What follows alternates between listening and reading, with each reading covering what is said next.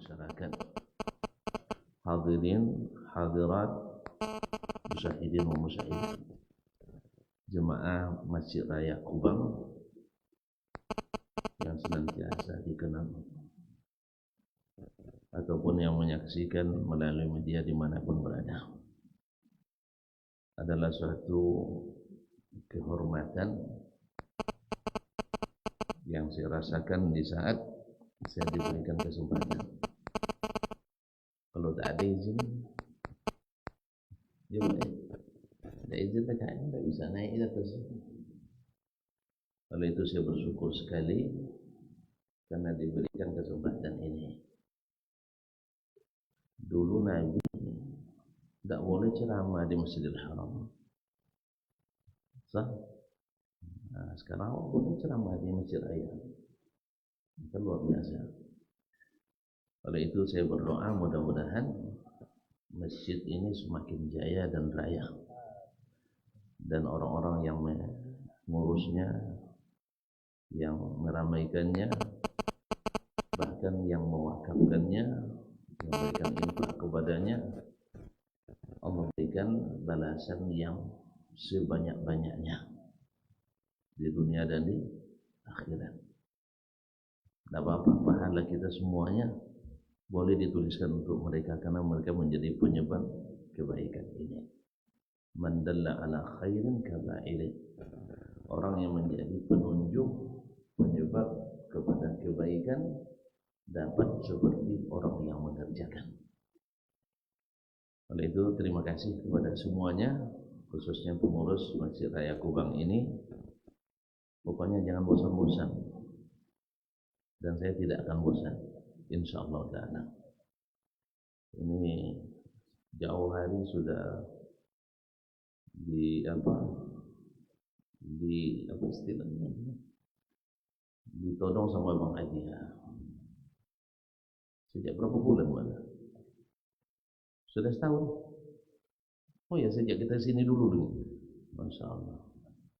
Dituntut terus setiap ketemu, ditodong terus.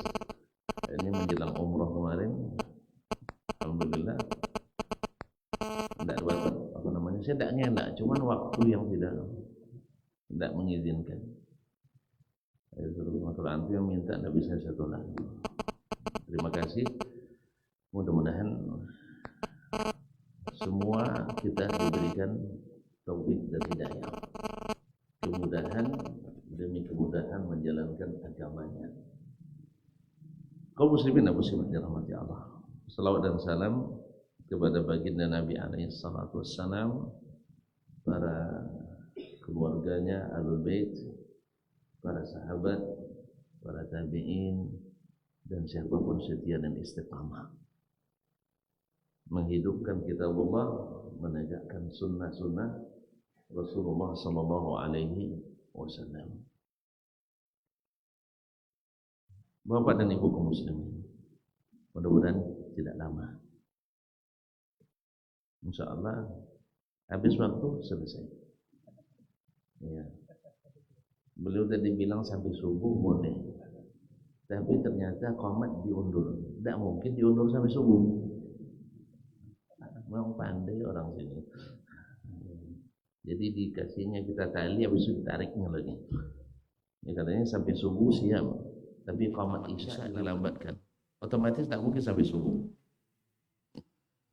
Terima kasih Ustaz Abdul Rahman, walaupun junior di umur tapi dari si ilmu insyaallah senior.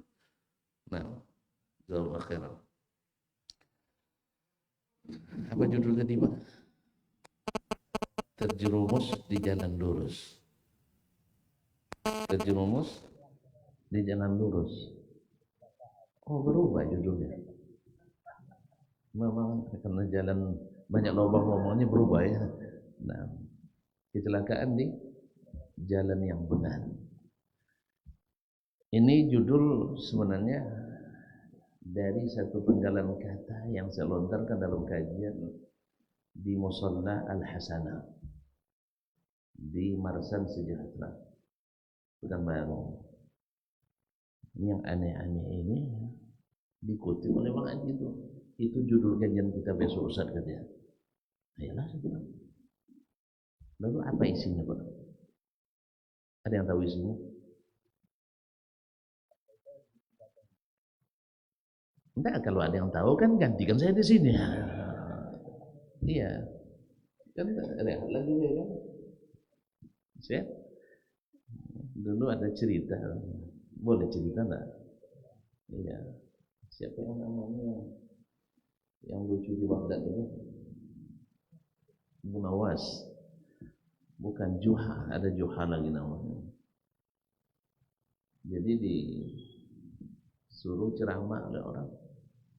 Dia bilang, kalian tahu enggak apa yang akan saya sampaikan? Tentu jemaah bilang enggak tahu. Kalau gitu enggak perlu saya ceramah. Anda orang bodoh semua katanya. Akhirnya bilang tahu katanya. Kalau tahu enggak perlu lagi ceramah. Kalian sudah tahu. Akhirnya sebagian bilang tahu, sebagian bilang enggak tahu. Yang enggak tahu belajar pada yang tahu. Intinya dia tidak punya cebahan untuk ceramah. Badan ibu kaum muslimin dan muslimat dirahmati Allah. Jadi ketika kita berbicara tentang orang yang berada di jalan yang benar atau di jalan yang lurus atau di manhaj yang tepat, mungkin tak dia bersalah?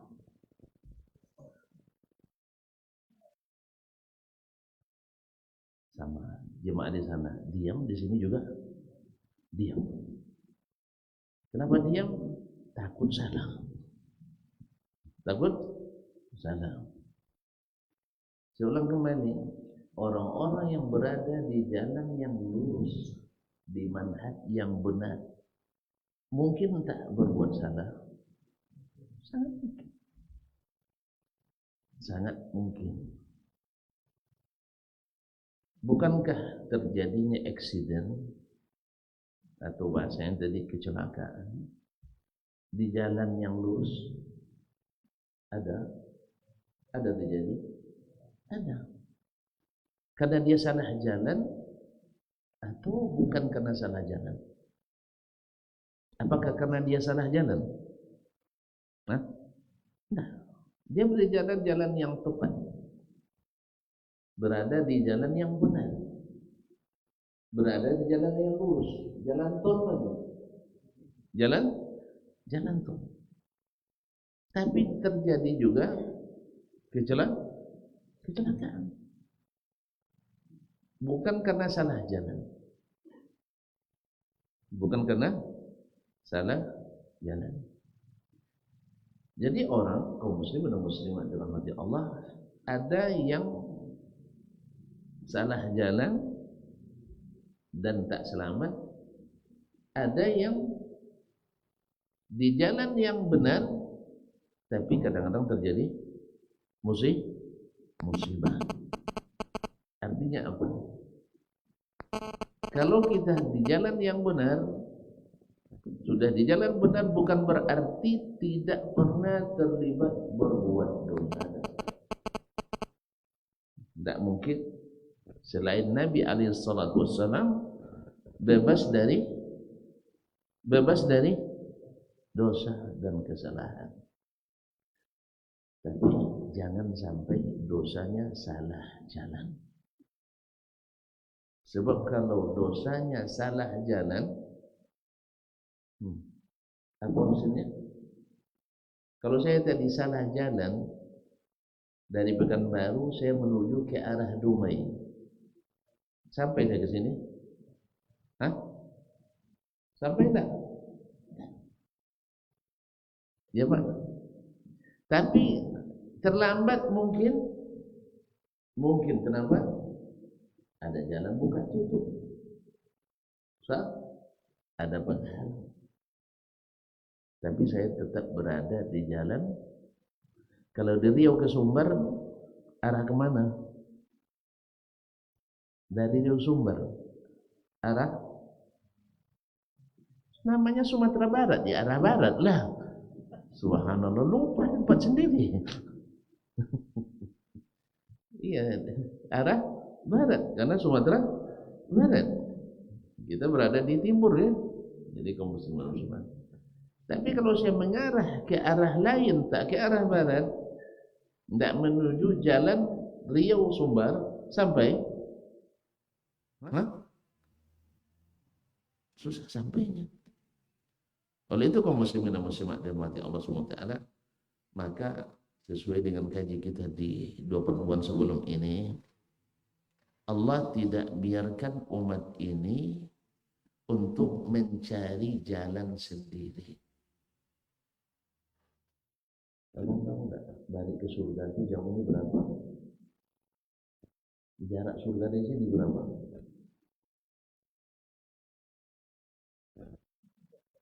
Membuat penelitian. Nah, buat SPPD ke sana ya. Tapi siap-siap menambah umur lebih kurang 3.500 tahun. Ya karena langit pertama, kedua, ketiga, dari satu langit ke langit, kapan 500 tahun perjalanan harusnya. 500 tahun perjalanan kali 7, 3.500. Surga di atasnya lagi ya. Baik, dan saya sudah pergi tak balik lagi. Jadi kalau tuan-tuan nak beriman kepadanya setelah pergi ke sana, tidak ada guna lagi. Kami tidak benar-benar pandai penelitian itu. Na'asyiraka. Maka Allah SWT tidak biarkan kita untuk mencari jalan masing-masing. Sebab apa? Surga itu jauh. Dan jalannya hanya Allah yang tahu. Jelas? Masih ingat kemarin? Kenapa orang tua kita Adam alaihissalam turun ke bumi ini? Kenapa dia turun ke sini? Hah? Kenapa? Wih, karena melakukan kesalahan. Apa salahnya? Salahnya apa? Hah? Melanggar larangan Allah. Melanggar larangan Allah menyebabkan dia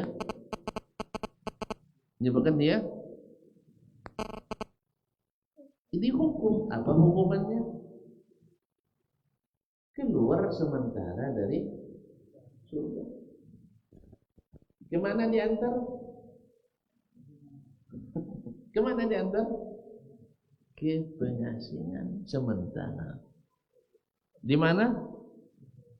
Di bumi ini. Jadi tempat kita di bumi. Jadi kalau ada orang nak ngajak-ngajak kita ke Jupiter, ke Mars, bilang kami tidak punya waktu untuk ke situ. Bilang, tidak ada video. Tahu biayanya ke Mars itu? Ke Mars itu tahu biayanya? Kabar-kabarnya hanya butuh $1 miliar per orang. $1 miliar berapa tuh? Hah? $1 miliar berapa tuh? Mampu saudara Ustaz? Hitung enggak? $1 itu $1 $1 miliar berapa dolar? 1000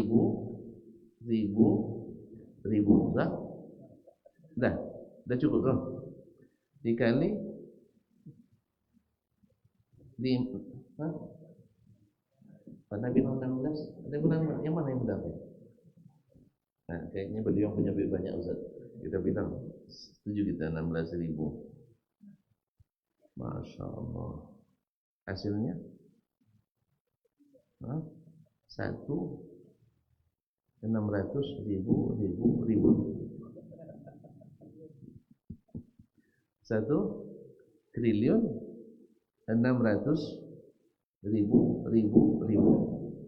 ya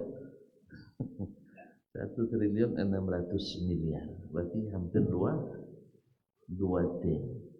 APBD ini 50 kota ya. APBD 50 kota berapa? Kan berapa kuantinya? APBD-nya Ini untuk kemas, kata orang itu. Dan belum tentu selamat. Belum tentu selamat. Tuan-tuan, mana yang lebih senang? Sehari-hari pakai helm terus. Pergi masjid pakai helm. Dalam masjid pakai helm. Tidur pakai helm. Ke WC pakai helm. Suka? Suka. Itu naik. Dana yang $1 miliar itu untuk bayar helmnya. Makanya kalau ada yang bilang orang sudah kemas, kamu masih bicara bumi, biar tempat kami di sini. Walaupun fil ardi mustaqarrun wa mata'un ila hin. Tempat kalian di bumi ini tempat tinggal sementara dan tempat bersenang-senang. Tak ada orang juga bersenang-senang di sini. Mana yang lebih senang hidup, tanpa helm atau pakai helm? Makanya bercita-cita pergi ke bulan, cita-cita rendah, saya bilang. Sampai hari ini saya tidak tahu ada hasilnya untuk kemanusiaan. Ada hasil? Saya tidak tahu. Saya bukan bilang tidak ada. Saya tidak tahu. Ada yang tahu? Tidak ada juga. Makanya tidak perlu bilang orang dah ke bulan, kamu masih baca kitab Sahih Bukhari juga. Saya bilang, Sahih Bukhari cerita tentang yang di atas bulan lagi. Orang ke bulan tidak pernah cerita tentang ilmu kita lebih tinggi dari mereka. Cuman teknologi mereka lebih dieksploitasi. Jadi kalau ukuran kemajuan bukan di situ. Baiklah kaum muslimin dan muslimat dirahmati Allah, saya ingin mengulang kaji kita yang kemarin. Ternyata memang lupa juga rupanya Pak ya. Masih lupa ya. Maka ketika Allah turunkan Adam dan Hawa, kemudian berketurunan di sini, termasuk kita keturunan. Masuk? Nah, semakin ke hari semakin mengecil. Nah, situ naziraan 60 hasta. Coba ukur bapak ini berapa? Bapak tingginya? Hampir hasta. Berarti malah tinggi daripada Adam. Nabi Adam 60 hasta. Makanya jangan marah, saya bilang semakin hari semakin kerdil dan mengecil. Jadi kalau pada program pemerintah anti stunting, biarin aja lah. Karena memang kodratnya kita semakin hari semakin mengecil. Dan tidak jarang orang kecil-kecil itu Masya Allah otaknya cerdas luar biasa, kerjanya ligan. Yang besar-besar kayak ini payah tidak. Nah, yang kecil-kecil itu banyak yang pintar-pintar Masya Allah. Baik kaum muslimin dan muslimat. Lalu Allah tidak biarkan Adam alaihissalam untuk dan cucunya, anak cucunya untuk mencari jalan sendiri untuk kembali ke atas. Maka diberikannya, diutusnya Rasul. Tinggal ngulang aja Rasul. Diturunkannya kitab. Disyariatkannya agama, satu agama saja. Bukan agama-agama, tapi satu agama. Apa agamanya? Islam. Jadi agama yang diterima itu hanya Islam. Kalau sudah bermerek lain, tidak diterima lagi. Kalau sudah agama Yahudi, tidak. Sebab inna dina indallahil Islam. Kenapa berubah Yahudi itu yang asalnya Islam? Nabi Musa Muslim. Umat Nabi Musa Muslimun. Wasyhadu bi anna Muslimun. Kenapa mereka berubah jadi agama Yahudi? Tahu tidak sebabnya? Karena mereka ikut jalan-jalan lain. Masukkan perubahan terhadap jalan yang sudah dibangun oleh para nabi. Akhirnya berubah menjadi agama Yahudi. Nasrani juga seperti itu. Asal muasalnya mereka itu muslimun seperti kita. Umat Nabi Isa alaihissalam. Umat Nabi Isa alaihissalam muslimun. Lalu mereka masukkan perubahan-perubahan, kreasi-kreasi. Akhirnya berubah menjadi agama Nasrani. Kira-kira umat Islam ada juga yang begini, nak? Yang kreatif merubah agama. Umat Nabi Muhammad ada nggak yang kreatif merubah agama? Saya tidak bicara di Masjid Kubang ini, bukan di sini, nggak ada, banyak. Di sini nggak ada, tapi Allah musta'an. Ada nggak umat Islam yang merubah agama ini? Ada? Tuan-tuan nggak percaya ya? Nabi yang bilang, kalian pasti ikut cara orang-orang agama sebelum kalian, Yahudi dan Nasrani. Apa cara yang mereka rubah? Agama jadi dimodifikasi. Karena apa? Karena kurang yakin dengan yang ada, sehingga dia ada. Makanya dalam Islam banyak pula Islamnya. Ada Islam kejawen. Sah? Ada Islam kejawen? Ada Islam kejawen? Ada. Ada Islam Islam Nusantara. Ada Islam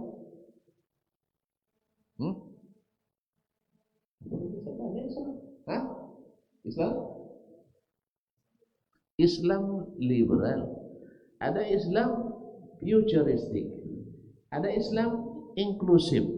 Ada Islam eksklusif, ada Islam murni, ada Islam jamaah. Lama-lama nanti yang dominan adalah liberalnya, sehingga agamanya tinggal agama liberal.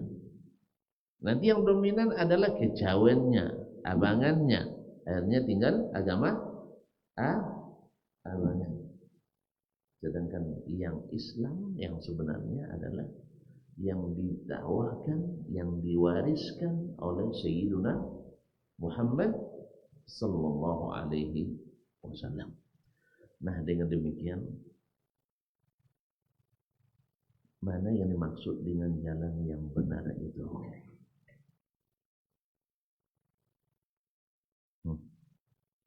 Mana yang dimaksud dengan jalan yang benar itu?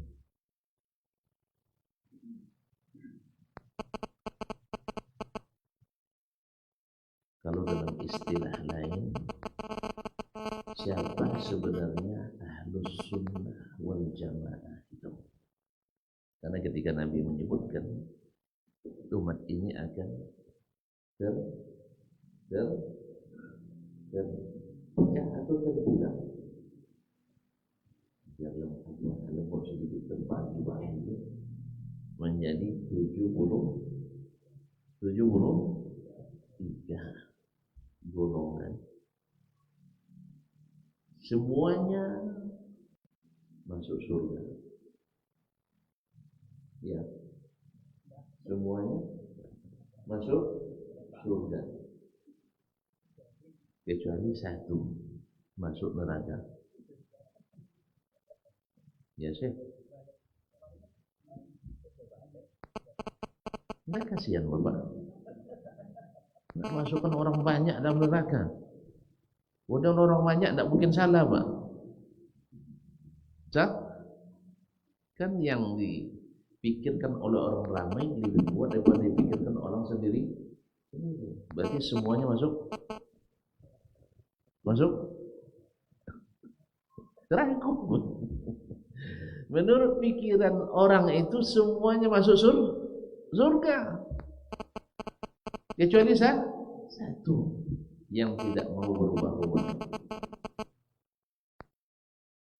Jadi Nabi SAW katakan, kulluha finnar. Ini kalimat Nabi SAW ini bukan sembarangan. Dia langsung menyebabkan akibat perpecahan itu neraka. Oleh sebab itu berbeda-beda itu tidak disuruh. Berbeda-beda dalam kerangka yang tidak dibolehkan tidak disuruh. yang menyebabkan timbulnya aliran-aliran itu tidak disuruh. Sebab diancam neraka. Siapapun yang buat jalan baru terancam neraka. Lalu datang orang sekarang, kamu jadi panitia neraka ya? Anak tidak mau jadi panitia neraka, sudah ada panitianya. SK-nya sudah lama dikeluarkan. Siapa nama malaikat penjaga neraka? Malik. Tuh, nak daftar pula jadi panitia. Tidak ada, kita tidak ada panitia neraka, tidak ada panitia surga. Semua panitia sudah ada. Kalau sempat kita panitia bang, dia kena sogok kita. Sah? Iya tak? Dia gis sambil tolong dia masuk neraka. Mau tak? Mau tak? Abang kalau jadi panitia neraka, Ibu datang yang patut masuk neraka orang kaya raya dibagi 1 triliun. Tolong sembunyikan saya. Mau tak? Allahu a'lam. Tidak boleh ragu. 2 triliun. Ragu lagi. Kalau kita habis kena apa aja nak, kena sogok aja nanti panitia. Kok kurang pahalanya. Tolong masih kita kan bagi betulnya.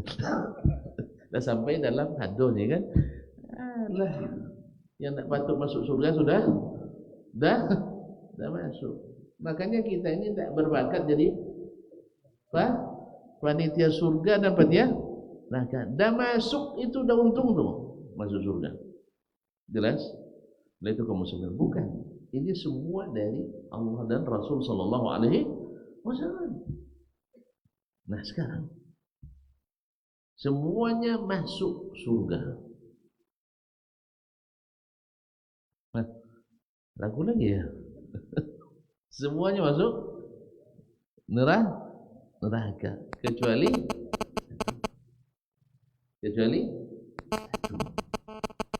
siapa mereka yang satu ini?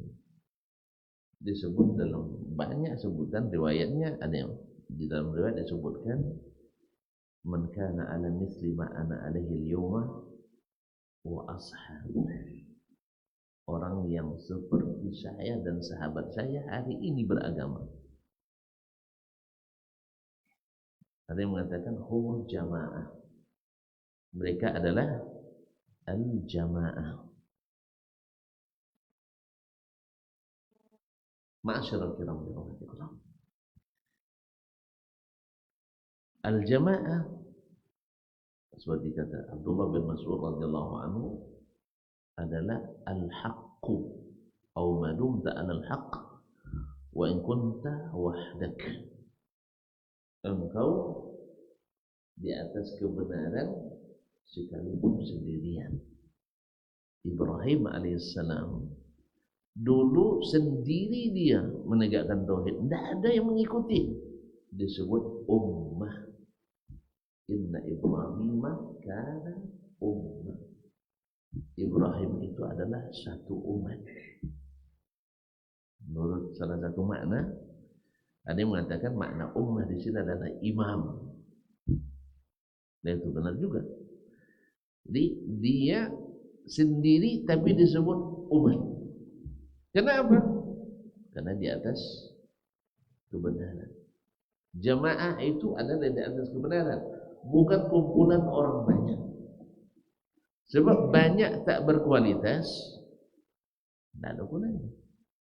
Sama hari ini orang bilang, oh si Fulan, Syekh Fulan tidak punya guru, atau gurunya hanya satu. Yang si Fulan gurunya ramai. Atau si Fulan tidak bersanad, ini sanadnya banyak.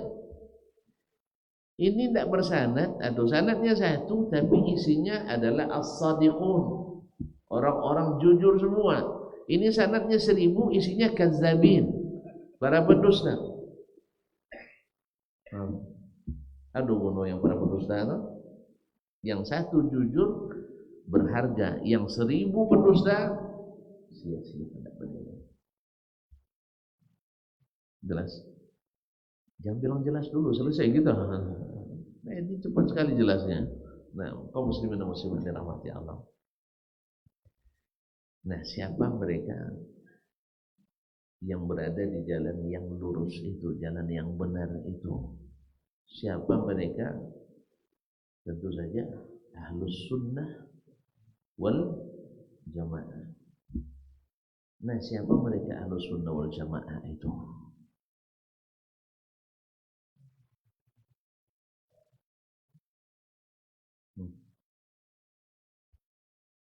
Masing-masing nak merengkuh kepada jemaahnya. Masing-masing nak mendefinisikan Ahlus Sunnah sesuai kriteria yang mereka tentukan sendiri. Sehingga nanti Ahlus Sunnah di Nusantara berbeda dengan Ahlus Sunnah di Afrika. Ahlus Sunnah di Amerika berbeda dengan Ahlus Sunnah di Rusia. Berarti Ahlus Sunnah itu sunnah siapa?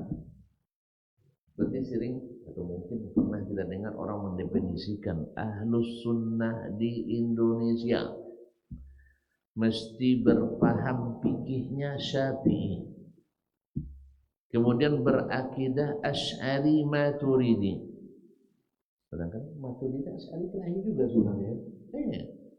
Kalau teman-teman belajar, alhamdulillah saya 7 tahun di pondok belajar dulu. Berbantah juga mereka. Bahkan mohon maaf, di antara pengikutnya ada yang saling titipkan.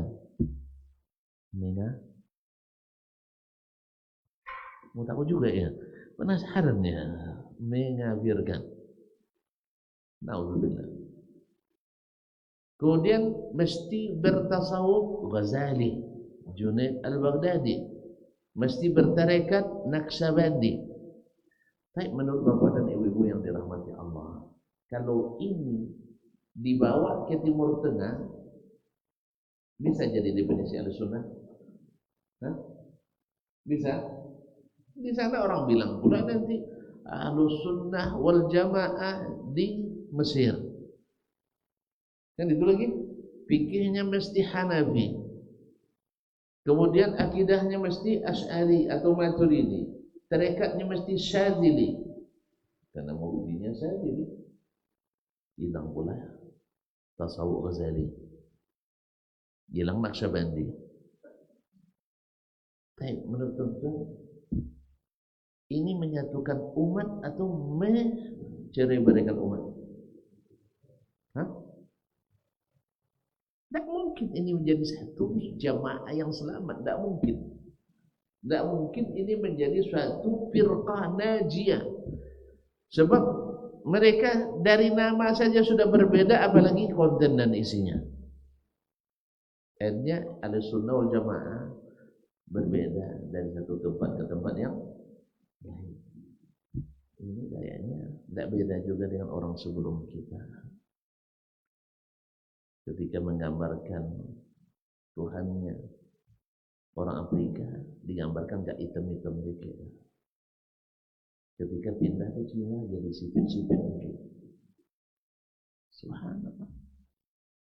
Di Tuhannya saja replikanya tidak sama. Kita juga menggambarkan Ahlussunnah berbeda-beda. Padahal Nabi mengatakan kalau ikut sunnah, firqah Ahlussunnah, ashabul hadis, ahlul athar, mereka adalah firqah yang selamat. Sekarang antara firqah ini dengan ini di tempat lain saling menghujat. Bagaimana nak selamat? Baik. Lalu apa sebenarnya definisi Ahlussunnah itu siapa?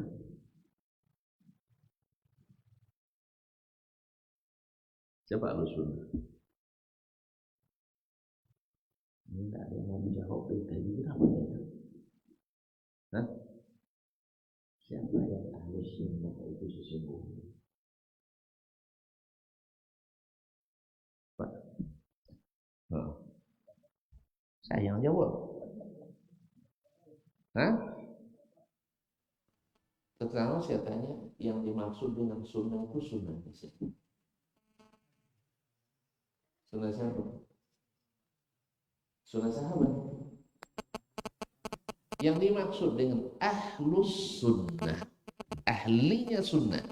Yang dimaksud dengan sunnah ini siapa? Sunnah siapa? Sunnah Nabi. Karena kalimat as-sunnah bila disebut secara mutlak pasti maknanya adalah sunnah Nabi Sallallahu Alaihi Wasallam. Maka dimanapun, baik dalam ilmu usul fikih, dalam ilmu usul hadis, dalam ilmu usul akidah, ketika didefinisikan sunnah, ma'udhiba ila nabi, yang disandarkan kepada Nabi, yang dikaitkan kepada Nabi, yang dinisbatkan kepada Nabi. Berarti sunnah ini maksud adalah sunnah Nabi. Berarti siapa ahlus sunnah itu sesungguhnya? Ini apa makna ahli? Ahli dalam bahasa Arab keluarga ya. Terus jadi sunnah itu keluarga Nabi. Nah, orang disebut dengan ahli HP. Apa maknanya? Selalu mengurus HP, selalu bersama HP. Ahlul baiti, ahlinya rumah, maksudnya orang rumah. Makanya bini kita disebut ahlul bait, karena memang bini kita lebih sering di rumah. Makanya kalau orang kita menyebut istri itu sebagai orang rumah, kan ya? Ziko mau, nah, manu mau ustadznya, padahal sedang di luar sama istri itu disebut juga orang rumah, karena memang istri asalnya sering di rumah. Jelas?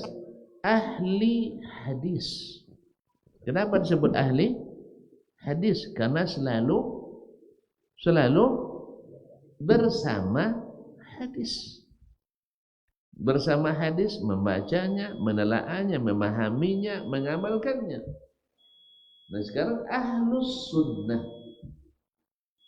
ahlinya sunnah. Siapa yang paling patut disebut ahli sunnah itu? Yaitu Rasulullah sendiri.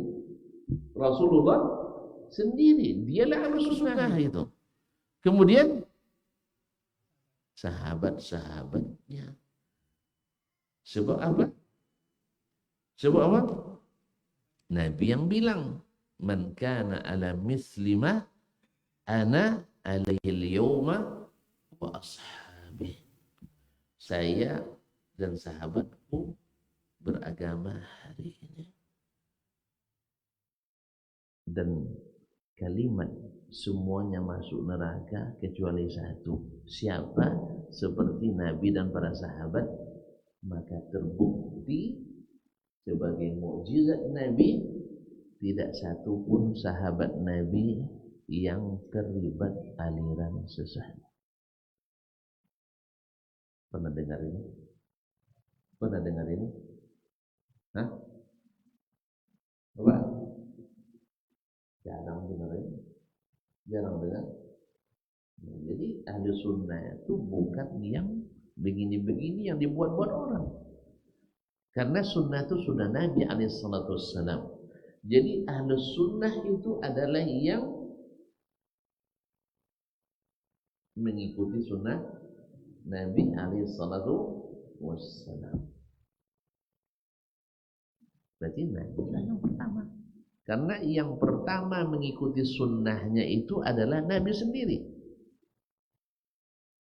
Ada Nabi meninggalkan sunnahnya? Hah? Hari ini kita tidak buat sunnah lah, buat bid'ah hasanah aja ya. Ada? Nabi yang pertama melaksanakan sunnahnya. Yang pertama melaksanakan sunnahnya. Baik melalui perkataannya, perbuatannya, atau persetujuannya. Jadi ahli sunnah,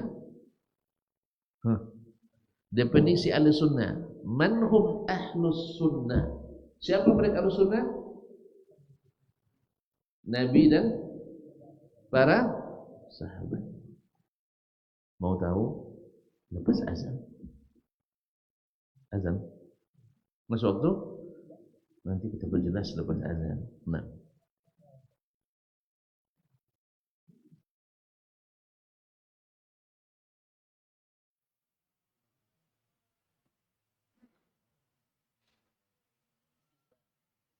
Siapa?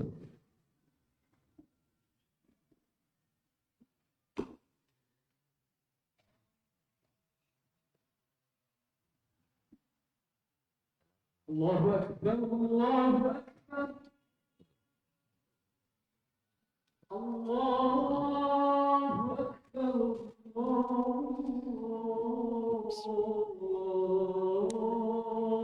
Akbar.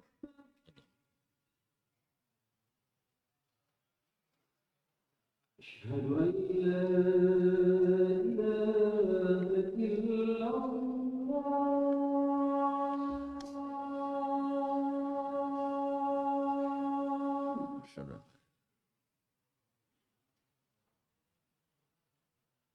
أشهد أن لا إله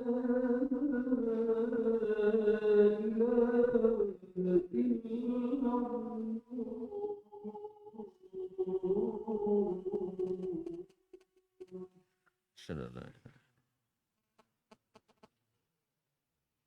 أشهد أن محمدا رسول الله.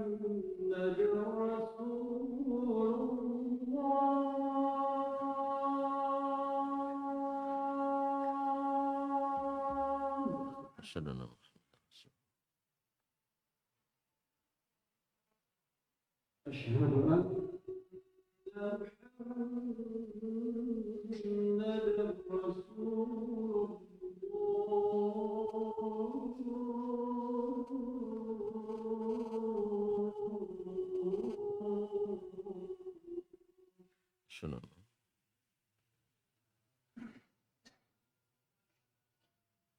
حي على الصلاة.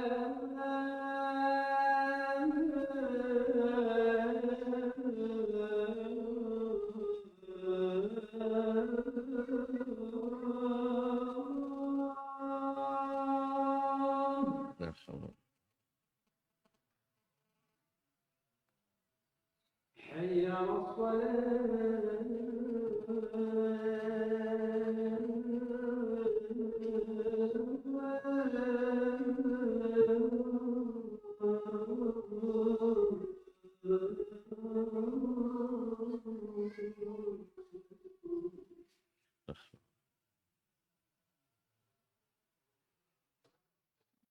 حي على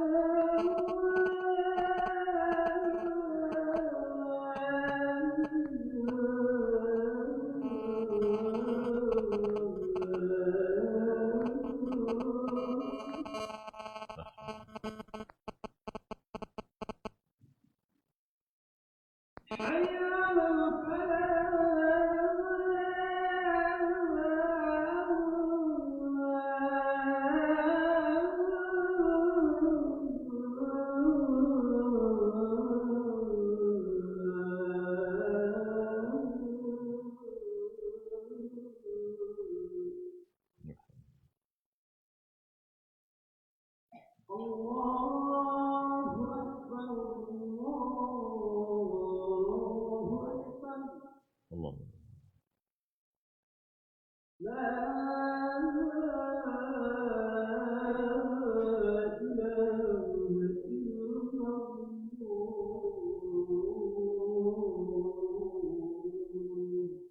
ونشهد أن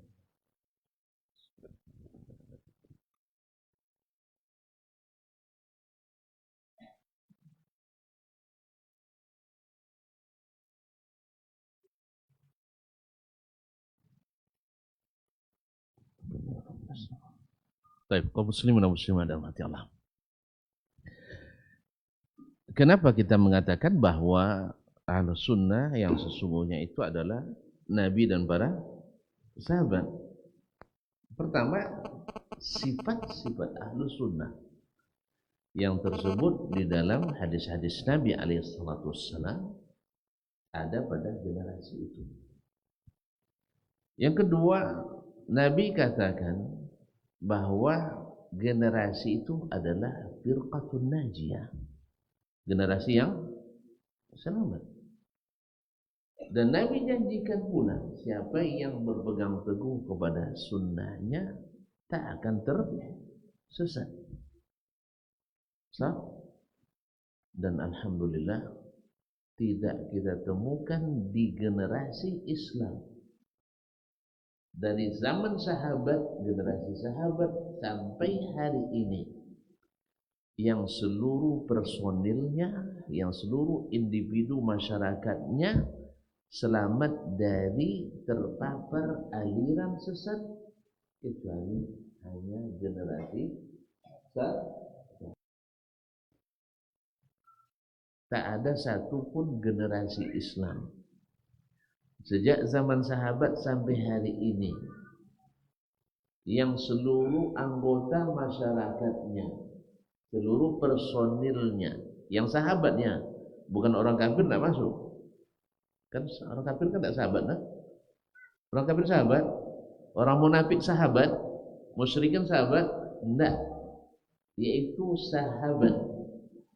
Seperti kita nih, orang-orang Islam hari ini, kan ada di sisi kanan kita, sisi kiri kita orang non Muslim, ada di tengah-tengah kita kaum munafiqin, bersyahadat seperti kita tapi membenci kita, membenci syariat Allah Taala.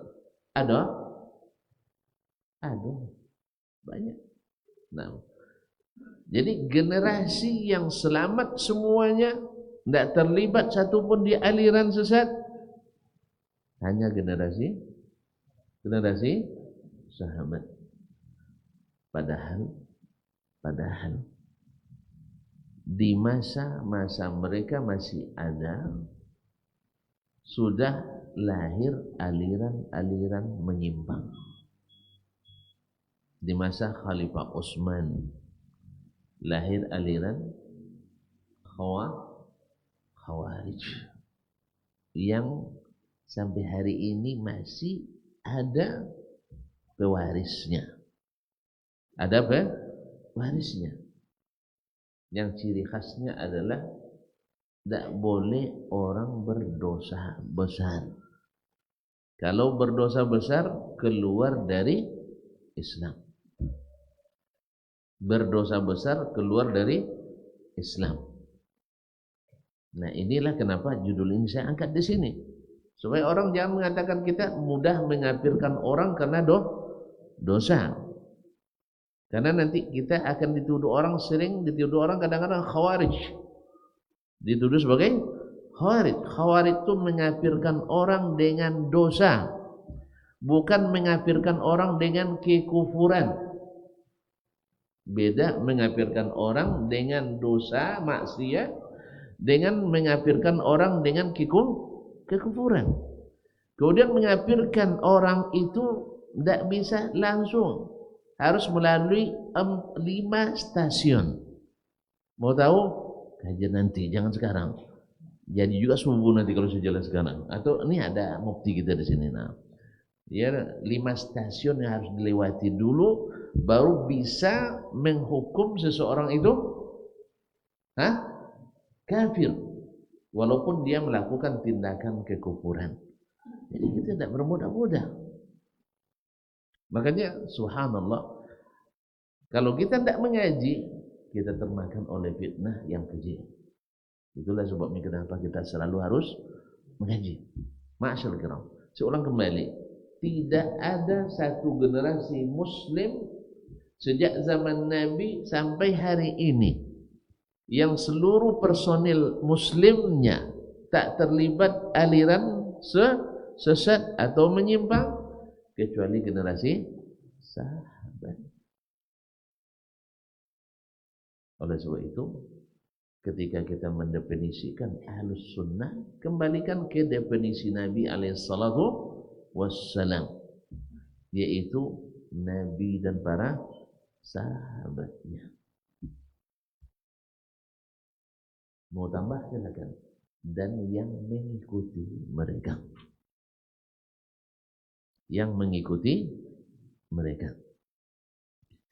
Nah, kalau pernah tuan-tuan mendengar dengan istilah as-salaf, manhaj as-salaf, metode dan jalan beragamanya as-salaf, maka yang dimaksud itu adalah sahabat dan Nabi sallallahu alaihi wasallam. Bukan semua yang datang di sebelum kita. Itu makna bahasa. Makna bahasa, orang yang dahulu disebut salaf, yang di belakang disebut khalaf. Tapi kalau yang makna istilah adalah as-salaf yang selalu berpredikat as-salih. Ini ijma' para sahabat, para ulama menyebut mereka as-salafu as-salih. Apa sebab? Karena memang selamat dari penyimpangan. Lahir Qadariyah di zaman sahabat, sampai berita ke Umar, katakan anni minhu bari wa huwa anni bari. Katakan saya tidak ada hubungan dengan dia, walaupun pernah mendengar hadis dari Ibnu Umar. Kalau dibilang pakar, dia pakar juga. Hafiz Quran, hafalan kuat, banyak hafal hadis, dan orang zuhud dan taat, tapi mengingkari takdir Allah SWT. Jadi kaum muslimin dan muslimat, untuk jadi ahli bid'ah tidak perlu meninggalkan seluruh sunnah. Paham? Nak jadi ahli bid'ah cukup satu saja bid'ahnya, jadi ahli bid'ah. Mu'tazilah satu bid'ahnya i'tizal, jadi ahli bid'ah. Qadariyah bid'ahnya satu, yaitu mengingkari takdir. Al-Murji'ah satu bid'ahnya mengatakan iman kita dengan iman iblis sama. Karena bagi mereka iman itu hanya keyakinan, amal tak masuk di dalamnya. Fir'aun masuk surga. Jadi kalau kesasar Fir'aun nanti sampai ke surga tersosek ini. Tersasek ke surga. Orang-orang sesat itu masuk surga juga mereka. Ada pengembang nyari, masih ada yang dibesar-besarkan di Timur Tengah hari ini oleh sebagian orang kita di sini. Beliau mengatakan tidak ada istilah kafir itu, tidak ada. Yang ada adalah kita berbeda pendapat dalam keyakinan. Menurut orang Kristen, orang Islam salah. Kenapa tidak ngaku Isa Al-Masih sebagai Tuhan? Maka dikafirkannya kita. Lalu kita tidak setuju mereka menuhankan Isa. Kita kafirkan pula mereka. Auzubillah. Ini pakar fikih, perbandingan fikih muqaran, profesor doktor. Jadi rujukan oleh yang sejenis. Dikiranya yang menghukum kafirnya orang-orang kafir itu ulama. Itu masalahnya ketika otoritas itu dipindahkan dari Allah dan Rasul kepada para ulama, akhirnya mereka angkat itu sebagai masalah khilaf. Sampai-sampai ada seorang ulama juga kabarnya dulu, asal ditanya dalam suatu masalah fihi khilaf. Pokoknya tidak ada masalah kecuali ada khilaf. Sampai ada yang bertanya, Alhamdulillah mewujud ya Syekh, Allah ada apa tidak? Ada khilaf, dua pendapat. Ada yang bilang ada yang bilang mana yang benar? Tidak boleh disalahkan. Asal ada pendapat, tidak boleh Jadi orang bersorban besar dianggap alim besar, tetapi ternyata isinya jahil. Yang mengkafirkan orang kafir itu adalah Allah. Iblis kafir apa tidak? Siapa yang kafirkan? Allah. Aba wastakbara wa kana minal kafirin. Yang mengkafirkan Yahudi dan Nasrani siapa?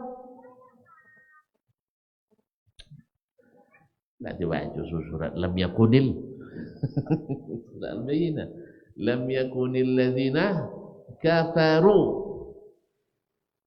Siapa yang kafar itu? Min min ahlil kitab wal musyrikin. Siapa ahlil kitab? Yahudi dan Nasrani. Yang mengkafirkan itu bukan Syekh Muhammad bin Abdul Wahhab, bukan mengkafirkan itu bukan Imam Malik bin Anas, bukan Imam Asy-Syafi'i, tapi yang mengkafirkan Allah. Tapi dia menganggap itu sebagai masalah khilafiyah. Fa'auzubillah, akan fikih perbandingan fikih. Inilah letaknya kaum muslimin dan muslimat. Jadi kalau ini disuruh mendefinisikan Ahlussunnah, nanti dibuatnya Ahlussunnah adalah seperti dia, padahal tidak punya dasar. Sudah jelas kita? Untuk sampai di situ. Sudah jelas bahwa Ahlussunnah itu adalah Nabi dan para sahabatnya.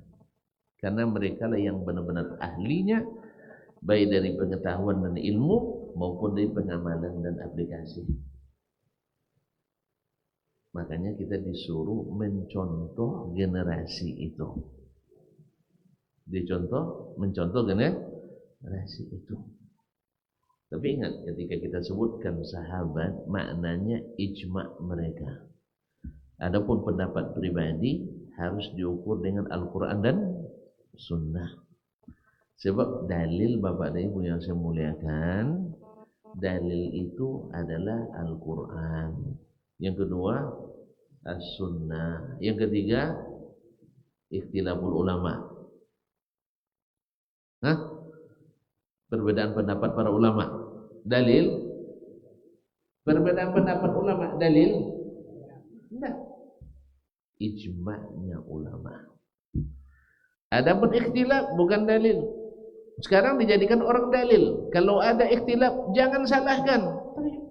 Satu bilang halal, satu bilang haram. Betul dua-duanya. Abang ngaku milik abang, abang ngaku milik abang. Betul kedua-duanya? Tidak mungkin betul lah. Makanya ke mahkamah gitu kan, ke pengadilan. Siapa di antara kami berdua? Ya, mobil ini menurut abang ini dia punya, menurut saya punya. Keduanya bersetegang. Tidak mungkin hakim bilang dua-duanya benar, potong aja mobil itu, gitu ya. Satu bilang sunnah, satu bilang bid'ah, dua-duanya benar? Mungkin? Tidak mungkin. Karena antara sunnah dengan bid'ah adalah air dengan minyak. Tidak mungkin disatukan. Jelas? Jelas. Nah, jadi kaum muslimin dan muslimat dirahmati Allah. Nah, sekarang orang-orang yang mengikuti para sahabat dan Nabi alaihi salatu wasallam yang disebut dengan as-salafus salih, yang mengikuti as-salafus salih ini kemungkinannya selamat lebih besar daripada orang yang mengikuti yang bukan mereka. Sahih? Sahih atau tidak? Pasti. Sebab yang tercatat setelah itu generasi tabi'in yang selamat adalah yang berguru pada sahabat, yang mengikuti para sahabat. Terkenalah Sa'id bin Musayyib, Nafi' Maula bin Umar, Abdurrahman bin Hurmuz al-A'raj. Terus mana? Sebutkan Hasan al-Basri, Muhammad bin Sirin, Ibrahim Nakhai, dan seterusnya. Nama-nama yang tidak ada keraguan pada mereka. Sedangkan yang tidak mengikuti mereka dengan benar seperti Ma'bad al-Juhani tidak tergolong Ahlussunnah dari dulu. Walaupun beliau mengamalkan sebagian sunnah, solatnya seperti solat Nabi, kemudian zakatnya seperti zakat Nabi, puasanya seperti puasa Nabi. Cuman akidahnya masalah, tidak mengikut akidah Nabi sallallahu alaihi wasallam. Jelas. Jadi generasi yang menyimpang itu tidak pernah disebut sebagai Ahlussunnah. Di generasi ketiga, Dan lahir lagi nama-nama seperti Wasil bin Atha yang membanggang pada gurunya Al-Hasan Al-Basri. Hasan Basri Ahlussunnah, Wasil muridnya tidak. Apakah orang membebankan kesalahan itu pada Hasan Basri? Enggak. Sebab Al-Hasan Basri tak pernah mengajarkan dia pemikiran itu. Dia sendiri yang menemukannya. Sebagaimana Nabi tak dibebankan kesalahan Abu Lahab, tak dibebankan kepadanya kesalahan Abu Jahal. Sahih? Sebab Nabi tak pernah mengajarkan Abu Lahab untuk kafir. Tak pernah mengajarkan Abu Jahal untuk musyrik. Tak pernah mengajarkan Abu Talib untuk tetap dalam kekufuran dan agama keturunan. Maka Nabi tak dibebankan itu. Nabi mengajarkan Al-Quran dan Sunnah. Makanya kalau ada nanti misal murid saya bikin masalah, tanya ke dia, Ustaz Dasman ngajar nih. Kalau bilang iya, konfirmasi ke saya dulu. Gitu kan ada yang bilang, kadang-kadang kan dipitnanya kita. Ustaz Dasman yang bilang katanya.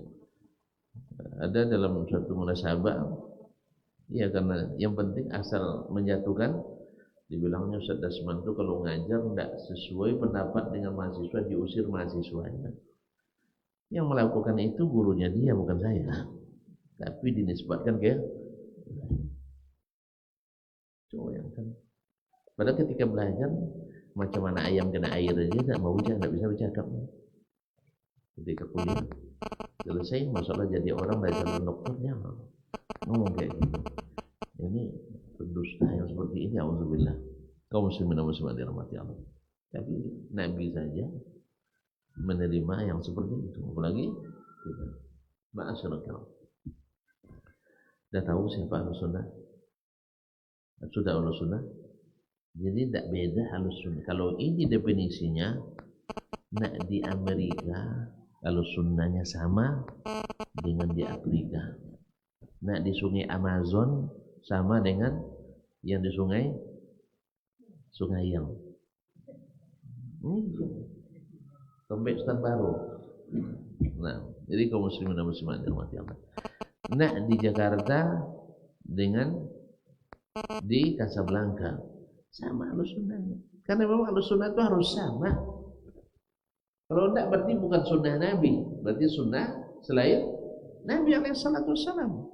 Maka kalau ditanya nanti kalian ini siapa imamnya? Saya bilang imam kita Muhammad sallallahu alaihi wasallam. Tapi atau tidak melalui ulama. Ini Nabi tidak ulamanya. Nabi bapak-bapak dan ibu, Nabi ulama enggak? Tidak ulama. Nabi tidak ulama. Nabi tidak ulama. Ini apa mana ulama? Nabi itu ulama apa tidak? Kan orang bilang kalian tidak melalui ulama. Saya bilang Nabi itu ulama apa tidak? Enggak ya? Juhala. Nabi ya Nabi, berarti tidak berilmu. Ulama walaupun anbiya. Jadi kalau yang di bawah Nabi saja berhak menyandang ulama, Nabi tidak berhak.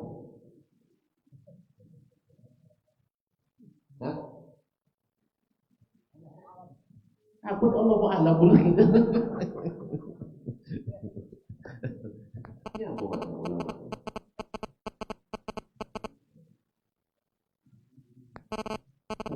Makna ulama jamak dari alim, orang berilmu. Nabi berilmu sudah ulama tadi. Iya, tapi dia ulama betul. Misalnya syarat jadi profesor harus dokter. Kalau dia sudah jadi profesor, tak boleh sebut dokter.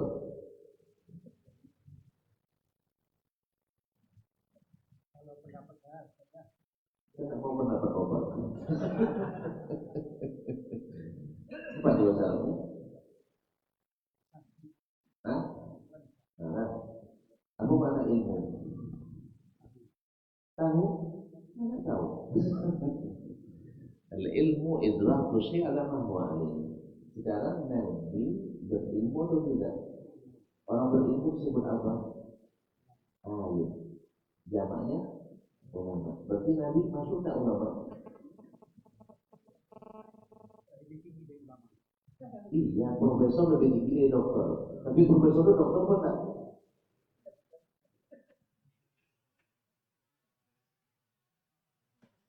Dokter lebih tinggi dari master. Master itu dokter. Dokter itu master apa?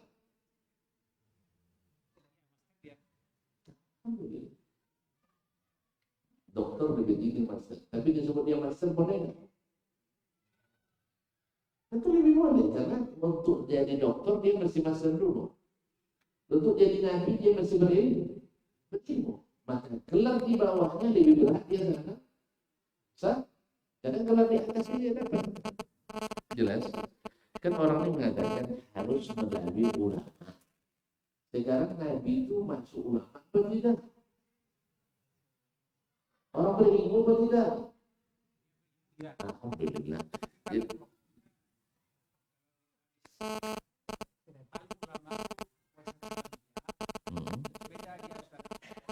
Apa bedanya? Ketika Nabi mengatakan al-ulama warathatul anbiya, apakah mengeluarkan Nabi dari sifat ilmu? Alhamdulillah, selesai.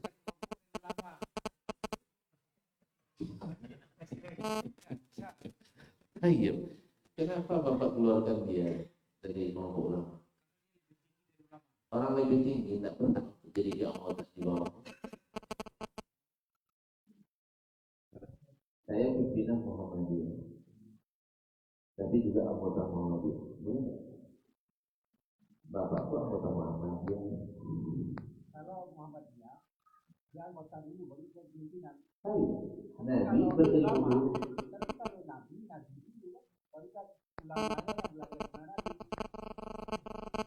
Nabi. Ya kan Nabi dulu, baru ulama di bawahnya kan. Jadi para ulama. Proses dia jadi Nabi itu harus berilmu. Sebelum dia diberi ilmu, jadi Nabi ya. Assalamualaikum. Sebelum dia dapat ilmu, jadi Nabi ya. Ketika dia dapat ilmu, tentu Nabi, karena ilmu dari Allah. Iya. Orang berilmu disebut alim. Orang ramai berilmu disebut ulama. Sekarang Nabi jelas lebih tinggi dari orang yang berilmu. Nah, iya, dari jelas lebih tinggi bagi orang yang berilmu. Apakah mengeluarkan dia dari gelar alim? Allah sebut di atas namanya alim. Padahal dia Rabbul Alamin. Allah termasuk berulama, termasuk berilmu kan? Alim kan? Baik. Kalau gitu tak sebut ulama lah. Nanti alim atau tidak? Alim. Alhamdulillah. Jadi kalau alim berarti masuk bagian dari ulama. Maka dia adalah alimul, dia adalah a'lamul ulama. Ulama yang paling alim. Enggak, kalau usah lanjutkan. Ini debat yang tak berguna ini. Iya. Ini sama dengan orang khutbah bagi bahasa Arab Jumat didengar oleh orang Arab tak paham. Nah, jadi kaum muslimin yang dimaksudkan masih lagi. La ilaha illallah Muhammadur Rasulullah. Beliau terpaku oleh istilah ulama. Saya membawakan bahasa ulama. Itu Nabi itu alim. Bahkan karena ilmunya itulah yang belajar kepadanya bisa jadi ulama. Kalau sempat Nabi itu kan berilmu, misalnya seorang ahli teknik.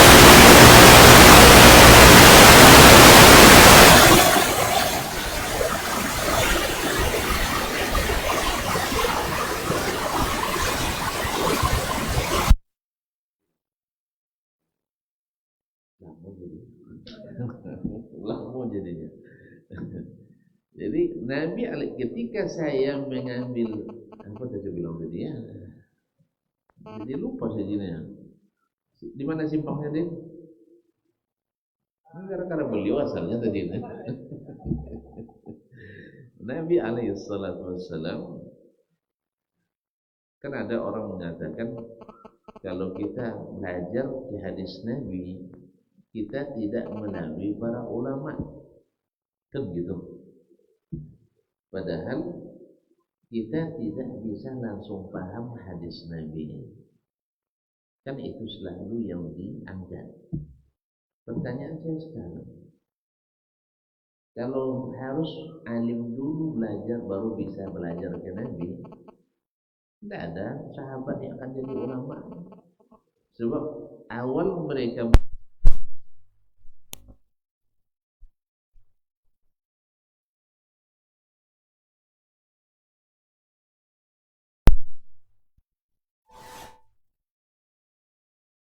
sama dulu, ini syarat batil, syarat yang tidak benar. Sebab apa? Yang datang ke Nabi Sallallahu Alaihi Wasallam, Nabi seleksi dah. Ada di seleksinya. Tanya Cik Rasulullah ni, kamu wujud tahid atau tidak? Ada seleksi? Enggak. Kamu belum kelasnya tanya saya, tanya yang Abu Bakar dulu. Ada? Ya. Tahu maksudnya? Datang ke Nabi orang Badui, orang dusun, baru masuk Islam, langsung bertanya ke Nabi, sudah jadi ulama dia? Sebelum dia bertanya, sudah jadi ulama dia? Belum. Terus dilarang oleh Nabi bertanya? Dilarang oleh Nabi bertanya? Kamu tak akan paham dengan saya pergi sana dulu, gitu? Tidak. Maka mensyaratkan memahami hadis halus, mujtahid dulu. Ini syarat-syarat dari mana datangnya? Jelas. Banyak bertentangan dengan firman Allah dan hadis Nabi alaihissalatu wassalam. Wa ma arsalna min rasulin illa bilisani qaumihi liyubayyana lahum.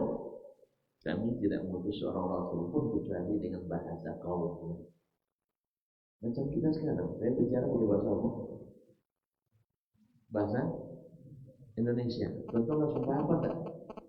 Paham kan? Ketika bagi bahasa Arab aja kurang paham tadi. Ya, jadi dengan bahasa kaumnya. Nah, sekarang orang yang tahu bahasa Arab atau diterjemahkan hadis ke dalam bahasa ibunya, bisa langsung paham? Bisa langsung paham? Kok menggeleng tuan-tuan? Bila makan pakai tangan kanan, tak paham? Tak paham? Aku bilang geleng tadi. Bila masuk rumah ucapkan salam, paham? Taib. Bila ada istri tersenyum, paham? Itu apa yang tak paham?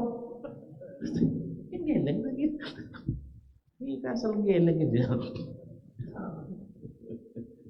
Ini hadis-hadis Nabi itu rata-rata bisa langsung dipahami. Kenapa harus melalui mustahil? Nah, baru ketika tidak paham, sebagaimana sahabat dulu tidak paham sebagian, dia tanya ke Nabi. Misalnya Aisyah tidak paham, walaqad ra'ahu nazlatan ukhra misalnya, maka dzabal fuadu ma ra'a. Dia tanya ke Nabi, itu adalah penglihatan ain, melihat Allah atau tidak di Sidratil Muntaha. Ditanya, karena ini tidak bisa pakai kias. Hal ra'aita rabbaka? Ya Rasulullah, engkau lihat tidak Rabbmu pada malam Mi'raj? Kata Nabi, nurun anna arah, yang terlihat hanya cahaya hijabnya. Tidak mungkin saya melihat. Hanya Aisyah paham bahwa ayat itu bukan ru'yatul ain. Kalau yang menafsirkan melihat Allah, tapi kalau yang menafsirkan melihat malaikat, sudah selesai tafsirnya. Jadi pada umumnya Al-Quran dan hadis mudah dipahami.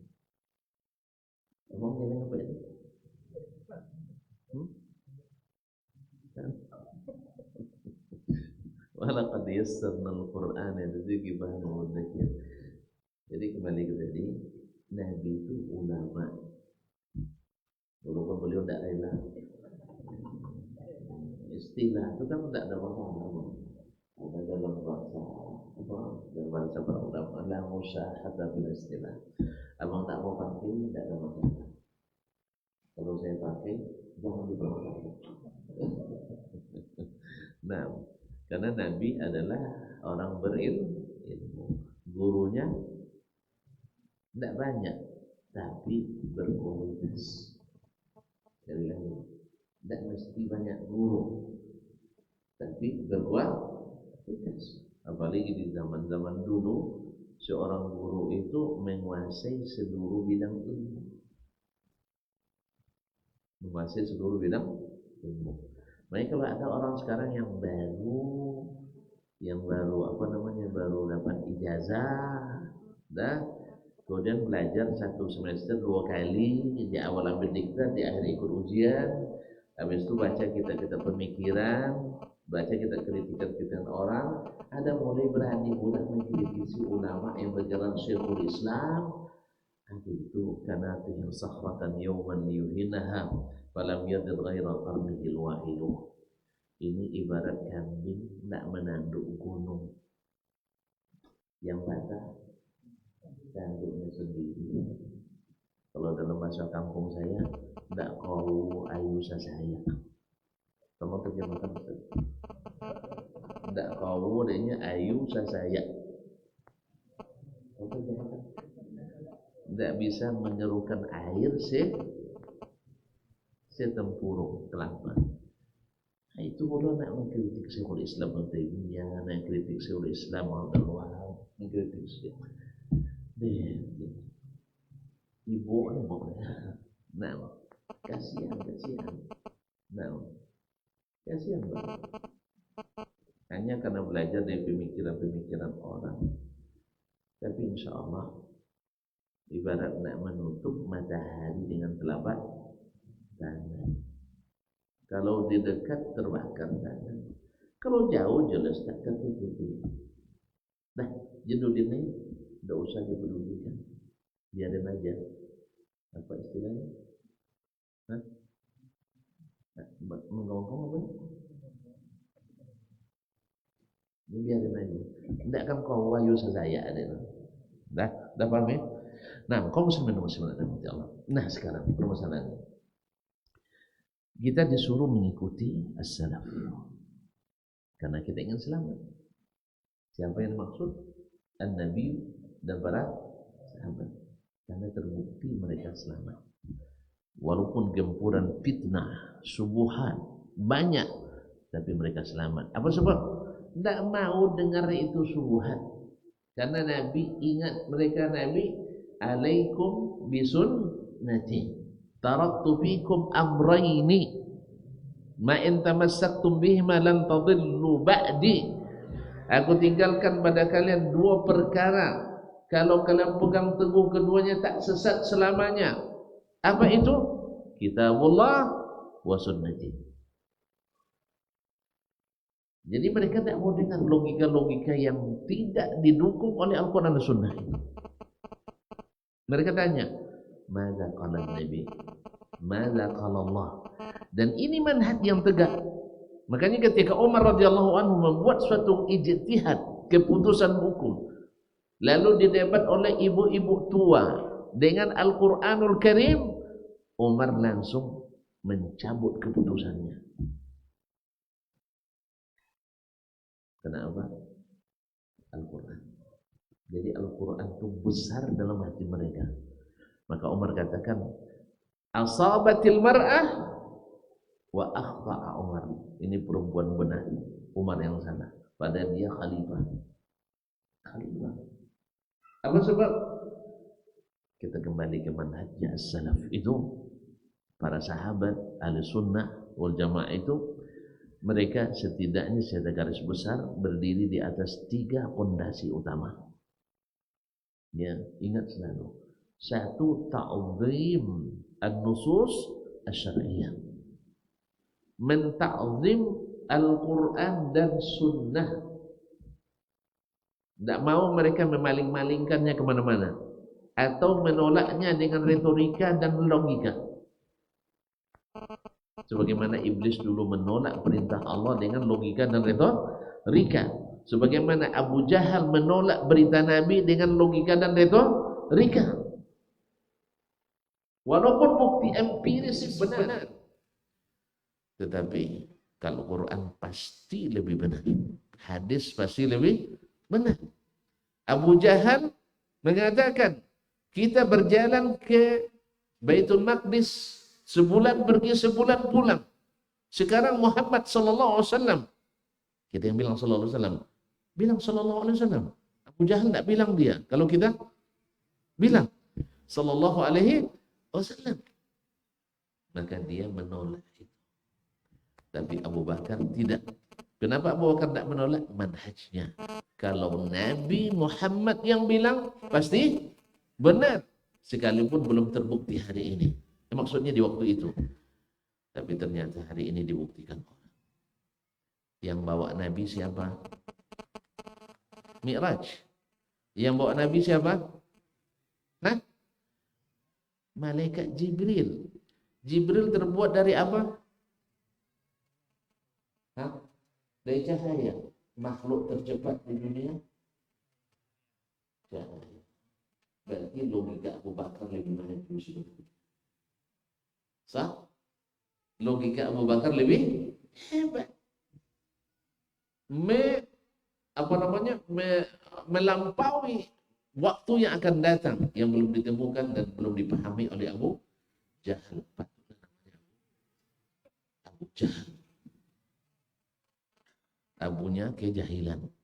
Walaupun secara bukti empiris benar, data fakta benar, tapi dia tidak paham ilmu yang diajarkan oleh Allah dan Rasul sallallahu alaihi wasallam. Jelasnya? Berapa kecepatan? Berapa kecepatan?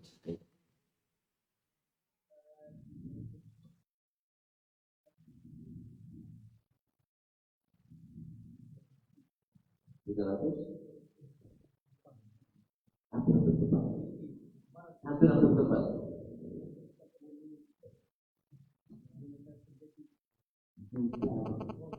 Ini juta, jangan lupa juta yang banyak lu. 300, lebih dari 300 juta kilometer per detik. Kalau demikian Baitul Maqdis jauh. Hah? Berapa detik? 0,000 sekian detik.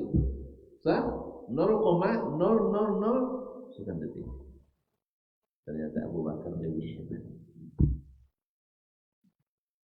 Walaupun bukti empiris mendukung perkataan Abu Jahal. Hasil penelitian mendukung pendapat Abu Jahal. Tapi penelitian tak boleh mengalahkan Al-Quran dan Sunnah. Apapun penelitian manusia hari ini, bila bertentangan Al-Quran Sunnah, wajib ditolak.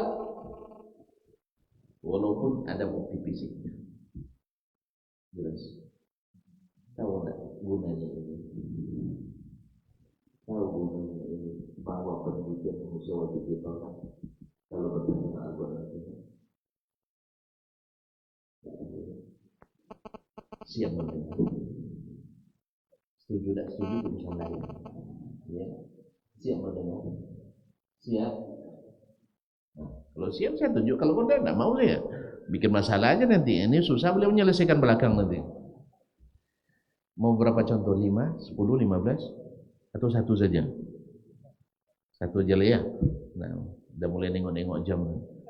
Nah, sekarang Allah atau Nabi mengatakan dalam hadis yang hampir mutawatir bahwa di sepertiga malam terakhir Allah turun ke langit pertama. Lalu orang menolak hadis ini dengan apa? Bukti empiris. Sah?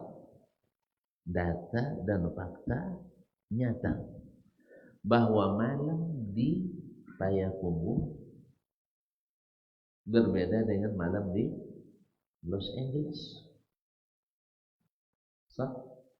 Baik. Oleh sebab itu hadis ini tidak benar. Sebab sepertiga malamnya berbeda. Berarti yang turun apa? Ditakwilkan dengan yang turun rahmatnya. Maka ketika dibilang yang turun rahmatnya, kan hanya sampai ke langit pertama. Makanya umat Islam tidak semangat dia bangun. Karena rahmatnya tersampang di langit pertama. Apa istimewanya itu? Kalau hanya rahmatnya turun ke langit pertama saja, ada istimewanya bagi kita? Ada? Ada istimewanya? Tidak ada istimewanya. Akhirnya jauh kan dijauhi rahmat ke langit pertama. Akhirnya ditolak. Akhirnya akan dihadapkan pada pertentangan pemikiran lain lagi nanti.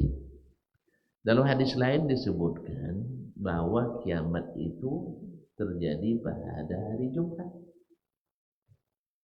Pertanyaannya, kiamat itu terjadi sekaliguskah atau berangsur? Kenapa? Kalau nggak salah Ustaz Dibita, jawabannya Al-Quran nanti itu. Nah, kiamat berangsur atau sekaligus. Misalnya dimulai dulu kan terbit matahari di timur kan, yang paling timur kan Osaka ya, Jepang kan. Nanti yang Jepang udah mulai kiamat, teleponnya apa temannya di Los Angeles. Woi, kiamat udah dekat, cepat tobat gitu dia. Atau sekaligus. Sebab Jumat di Jepang, di Amerika masih malam. Jumat ya Pak, ini Jumat maksudnya siang di Jepang, di sana masih malam. Kan baru hari Jumat itu, masih hari Kamis. Nanti Anda tolak lagi hadis ini. Anak bukti nyata nanti tahan nafas sampai hari kiamat. Oh iya rupanya ya. Nah, tapi waktu itu tidak ada guna lagi imannya. Jadi kaum muslimin itu makna penemuan manusia kalau bertentangan dengan Al-Quran Sunnah wajib ditolak karena terbukti semuanya salah manusia itu. Semua yang bertentangan, Abu Jahal tadi mengatakan tidak mungkin, ternyata mungkin karena yang bawa Nabi malaikat terbuat dari cahaya.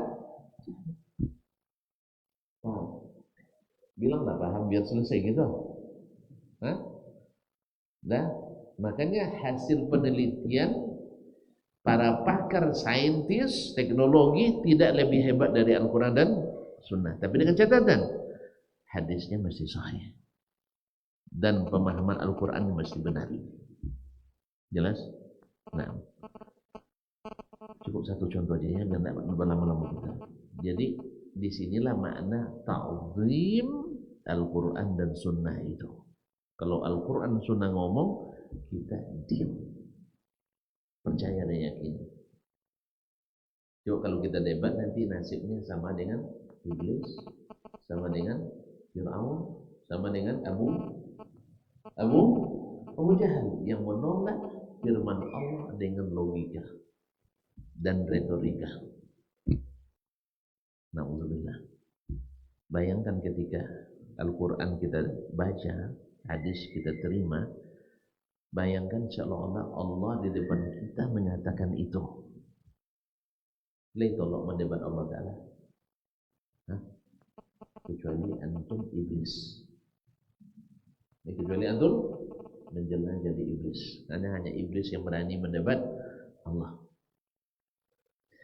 Anggap yang berbicara depan antum adalah Muhammad sallallahu alaihi Sayyiduna Muhammad sallallahu alaihi wasallam.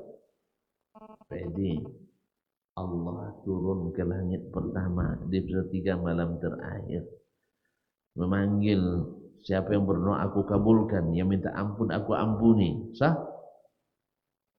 Tangan Rasulullah. Ini tidak mungkin Rasulullah. Bisa?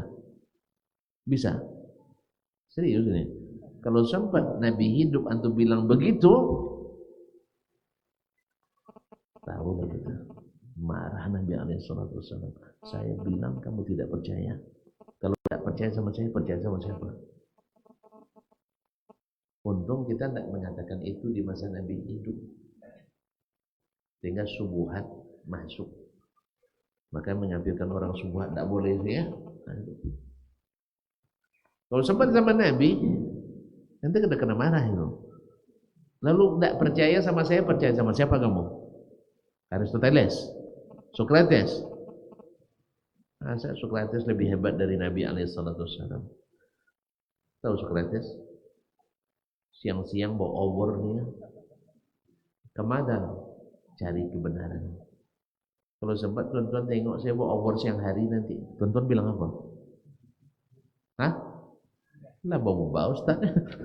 Sudah berubah kan? Terus itu yang jadi cara berpikir, itu yang kita pakai dan kita gunakan untuk menolak Al-Quran dan hadis. Itu mana ta'zim, tidak melampaui Al-Quran dan hadis. Yang kedua, kalau berdalil mesti yang sahih, tidak memakai hadis-hadis yang tidak sahih. Baik, berarti sama hadis dhaif dengan hadis palsu? Tidak sama. Hadis dhaif mungkin dihasankan, tapi selama dia tidak bisa dihasankan, tetap dikarantina. Ini yang lucunya, hadis dhaif dipakai, hadis muttafaqun alaih dikarantina. Itu balik. Ya, hadis Sahih Bukhari dan Muslim, Nabi terluka dalam perang Uhud, ditolaknya. Tapi hadis tentang Nur Muhammad yang palsu diangkat-angkatnya. Di mana? Di mana manhajnya Ahlus Sunnah itu? Menerima yang dhaif, menolak yang sahih. Yang ketiga, dalil boleh sahih, tapi juga wajib pengambilan dalilnya sahih. Pengambilan dalilnya juga sahih. Tuan-tuan kalaupun di kantor punya anggaran air 20 juta, anggaran HP 200 juta, uang beli air habis, uang beli HP belum habis, boleh dibelikan? Boleh dibelikan? Tidak ada orang kantorannya. Tidak ada orang kantoran. Hah? Kan ada anggaran tahunan sah, namanya APBD ya. Kalau di kantor namanya RAB, RAKL dan sebagainya. Gantung di sana. Lalu dibuat anggaran untuk operasional konsumsi rapat 25 juta tahun ini. Untuk surat perintah perjalanan dinas 50 juta. Sama ya. Untuk PHBI panitia dan sebagainya. Ini dan sebagainya. Nah, salah satu nomenklatur ini habis anggarannya, pindah ke anggaran lain, boleh? Boleh apa enggak? Tidak ada yang paham. Ya, tak boleh. Jadi temuan. Demikian juga menggunakan dalil untuk suatu masalah ke masalah lain yang tidak berkaitan juga tidak dibolehkan. Dalil untuk berbini digunakan untuk bercerai, bisa? Tidak. Kaum muslimin dan muslimat dirahmati Allah SWT. Sebab penggunaan dalil yang tidak benar sering menjadi subuhat, sehingga masuknya hal-hal yang tidak disyariatkan dalam agama ini. Jangan antum bilang seperti martabak Mesir. Sini ada martabak Mesir terkenal ya. Martabak apa? Hah? Kubang ya? Masya Allah, martabak Kubang. Aduh. Hah? Sanadnya di sini, Masya Allah. Martabak Mesir. Jadi bahannya bawang perai, ya, halal. Sah? Daging halal, keju halal, minyak goreng halal, telur halal, tepung halal. Lalu diaduk, kemudian dibuat martabak Mesir, produk halal. Dibuat agama kayak gitu juga. Zikir halal, bertahlil halal. Habis itu bawa menyemah pakai tahlilan halal. Halal. Tidak paham. Ini jadi lama juga jadinya. Dan contoh bahan martabak Mesir tadi, kenapa halal? Karena jadi martabak Mesir. Bahan yang sama, bila antum letakkan di pangkal kelapa yang baru ditebang, kasih air, tutup, buat zat tertentu, sudah sampai 3 hari berbusa, halal nggak? Wih, halal nggak? Habis itu diminum teler dibuatnya, halal nggak? Halal. Kenapa nggak halal? Hah? Bahannya halal semua. Bahannya halal semua. Kenapa kok jadi haram? Prosesnya proses haram. Demikian juga hadis, boleh hadisnya sahih, asalnya sunnah, tetapi ketika digunakan untuk proses yang tidak sunnah, maka tidak dibolehkan, jadi syubhat. Ya, contoh, ini bukan saya, bukan kita, sahabat Nabi alaihi berzikir halal, berzikir sunnah, zikir di masjid sunnah, zikir sendiri sunnah, zikir ramai-ramai sama-sama berzikir sunnah. Kok menggeleng tuh? Kita semuanya sama berzikirnya sunnah. Lalu duduk beberapa orang, bukan sahabat, tapi sahabat kan tidak ada yang terlibat yang seperti ini. Duduk mereka melingkar sambil masing-masing dikasih batu oleh pemimpinnya. Subhanallah sekian kali, ramai-ramai subhanallah, subhanallah, semua ramai-ramai. Habis itu alhamdulillah, alhamdulillah. Bahannya sunnah tak semua? Bahannya sunnah tak? Duduk di masjid sunnah, baca tasbih sunnah, melingkar sunnah, sah? Cuman prosesnya sunnah apa tidak? Proses sunnah apa tidak? Ada. Maka datang Abdullah bin Mas'ud mengingkarinya. Belum lagi lusuh baju Nabi, belum lagi pecah gelas Nabi. Kan artinya baru saja Nabi meninggal. Nah, sekarang kalian lebih hebat dari Nabi atau kalian hendak merusak agama kalian ini? Jelas betul. Jadi sunnah bila diproses dengan cara yang tidak sunnah menjadi tidak sunnah. Dah bahan martabak Mesir tapi jadinya tidak martabak Mesir, jadi tidak halal. Kalau dia jadi khamar tidak halal. Makanya korma dibuat jus halal tidak? Dibuat khamar? Kurma bisa buat khamar? Subhanallah, hadisnya mutahhar. Kurma bisa jadi bahan khamar? Bisa. Apel bisa jadi bahan khamar? Bisa. Tapi buat jus halal karena prosesnya proses halal. Tapi ketika dia direndam dan jadi khamar, prosesnya proses haram.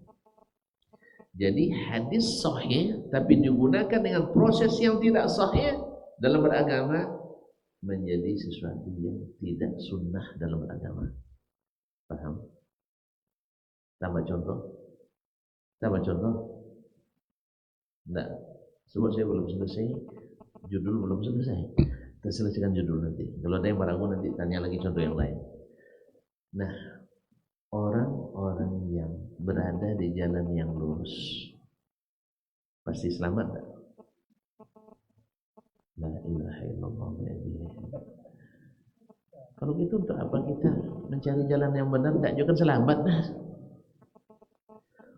Jadi orang yang berada di jalan yang benar selamat tak sampai ke tujuan? Selamat. Selama dia tetap di jalan itu. Kenapa menggeleng pula apa?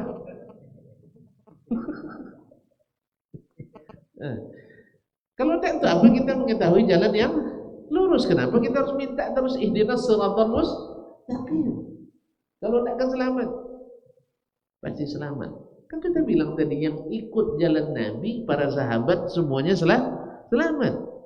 Cuman orang yang selamat ini mungkin tak tergelincir, mungkin tak. Di jalan tol ada kecelakaan, ada. Padahal jalannya lapang. Justru di jalan sempit kadang tak ada terjadi kecelakaan. Artinya apa? Orang yang berada di jalan yang tidak benar mungkin kelihatan lebih saleh daripada orang yang berada di jalan yang benar. Berapa banyak ahli-ahli zuhud yang bisa puasa 40 hari 40 malam katanya, tapi berada di jalan yang batil, tapi lebih hebat ibadahnya daripada orang yang berada di jalan yang benar. Sahih? Sahih?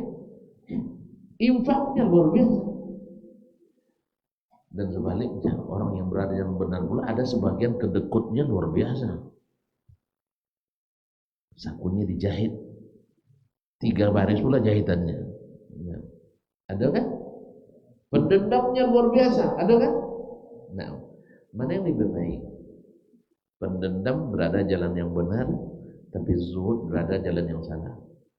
Mana yang baik? Enggak ada yang baik loh. Dua-duanya salah. Tetapi kalau nak selamat memang harus di jalan yang benar. Di jalan yang benar. Karena kesalahan mengambil jalan lebih berat daripada terjadi kecelakaan di jalan. Sebab kesalahan mengambil jalan tidak sampai. Tapi kalau terjadi kecelakaan di jalan yang benar, kita ada yang ngantarkan. Nak kemana ni nak ke Payakumbuh, dia hantar sampai Payakumbuh. Sampai. Tapi jalan yang salah tidak sampai. Maka oleh sebab itu pastikan kita berada di jalan yang benar. Oleh sebab itu kalau ada sahabat, kan kita katakan tadi sahabat berada di jalan yang benar. Ada mereka tergelincir, ada terjadi kecelakaan, ada yang ganggu, ada yang menggeleng. Berarti memang belum seragam ini. Ini harus diseragamkan ini. Pernah enggak sahabat berbuat dosa? Berarti tergelincir. Masa dosa tidak tergelincir? Dosa besar ada enggak sahabat buat dosa besar? Sahabat juga Nabi nampak. Kata beliau tidak boleh dinamakan ulama dengan sahabat dengan Nabi. Sahabat sebagiannya ada, sebagian ya. Antum jangan bayangkan Abu Bakar dan Umar, bukan. Tapi sahabat yang secara kolektif selamat tadi, ada di antara personilnya yang terlibat dosa besar? Ada. Sebab syarat orang bertakwa itu tidak mesti tidak berdosa. Karena orang bertakwa itu bila berdosa ingat dan bertobat. Apa contohnya? Yang tulis ya Allah ya dia. Contoh yang lain lah. Terjadi peperangan antara dua golongan sahabat. Sah? Ada satu ikut pasukan Ali, satu ikut pasukan Muawiyah. Perang saudara sesama muslim, dosa kecil atau dosa besar? Hah? Dosa besar. Cek. Dosa besar enggak? Dosa besar. Tetapi bila mereka melakukannya, satu karena ijtihad,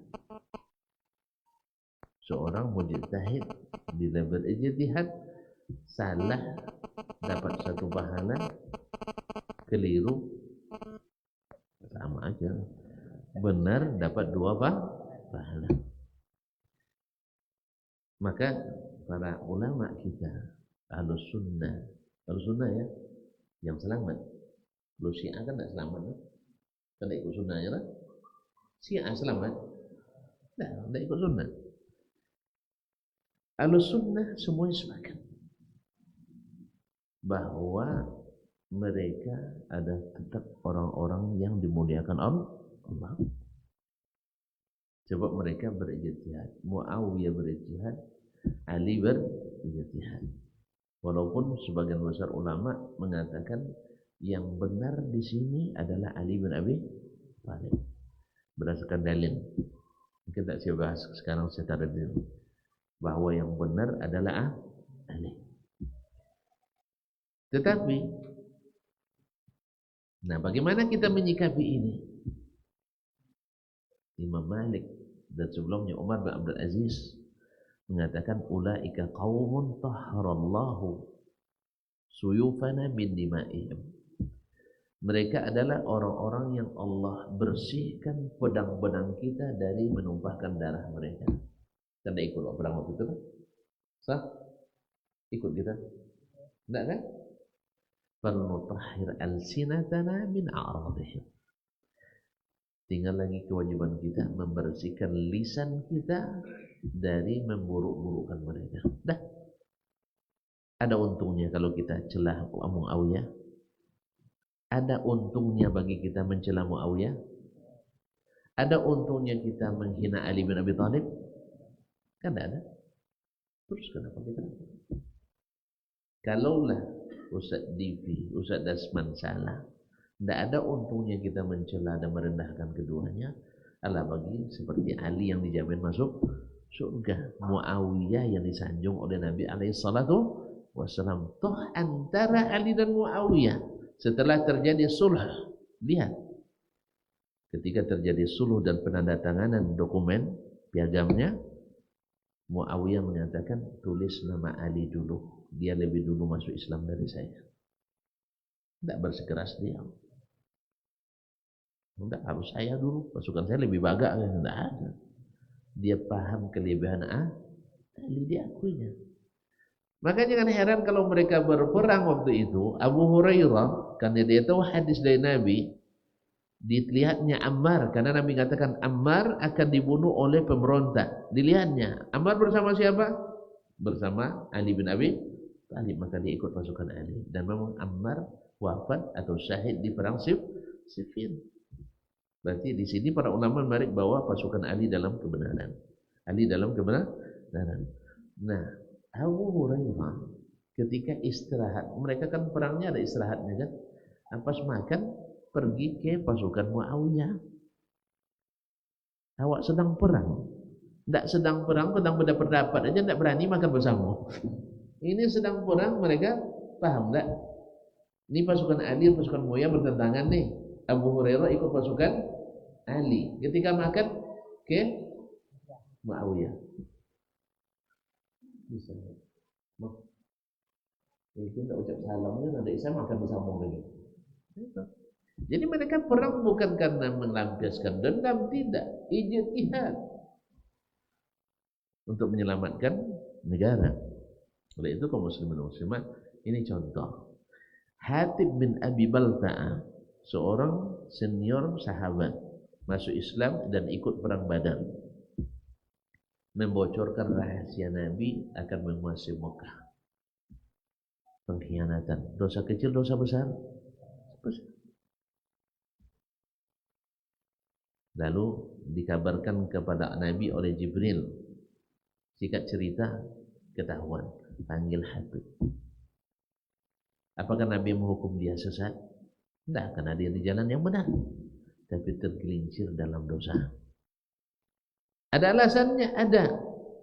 Sahabat yang lain punya saudara di Mekah yang melindungi harta bendanya. Saya tidak ada, maka saya ingin mengambil hati orang Quraisy. Umar marah luar biasa. Biarkan saya penggal ini orang munafik.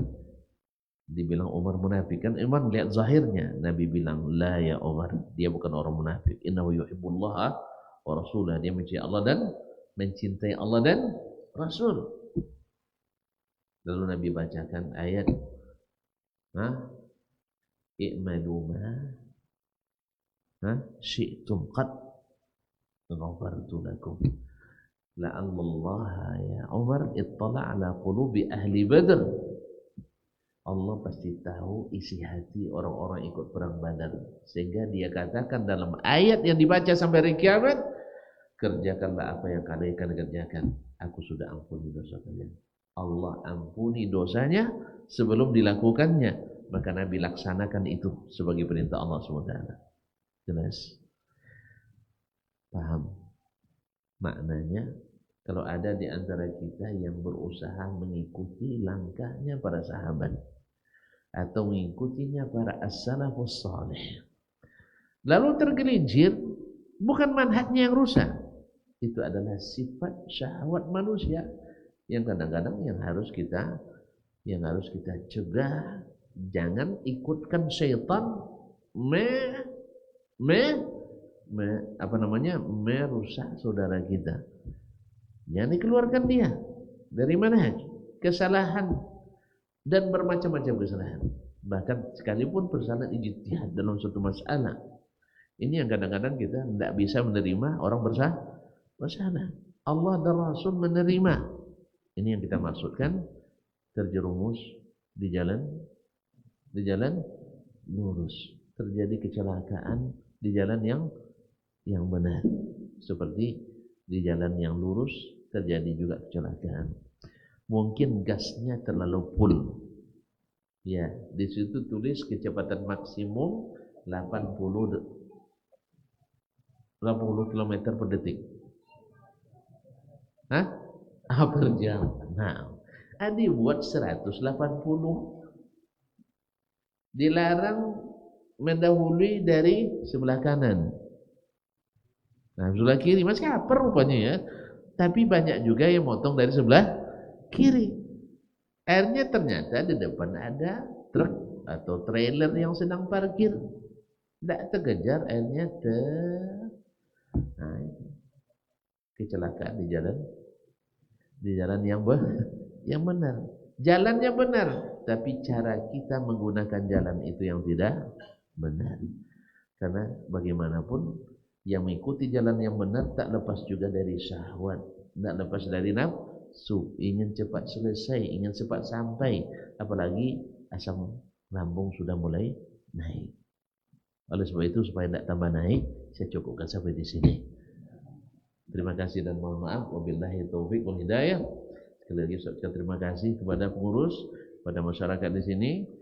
Mudah-mudahan yang benar bermanfaat, yang salah semoga Allah ampuni dan hapus dari kita. Amin ya rabbal alamin. Wallahu taala alam. Wa sallallahu ala nabiyina Muhammad wasallam. Untuk pertanyaan yang tinggal di sini yang menjawab. Ya. Yang tinggal di sini karena ahlu Makkah a'lamu bi syi'abiha. Ya, orang-orang Mekah itu lebih paham seluk-beluk jalan di sana. Jadi ahlu Payakumbuh, ahlu Kubang lebih paham tentang fatwa di sini. Ya, hanya itu yang dapat saya sampaikan. Nanti kalau abang mau diskusi lewat HP aja lah bang ya. Terima kasih. Wallahu a'lam. Wassalamualaikum warahmatullahi wabarakatuh.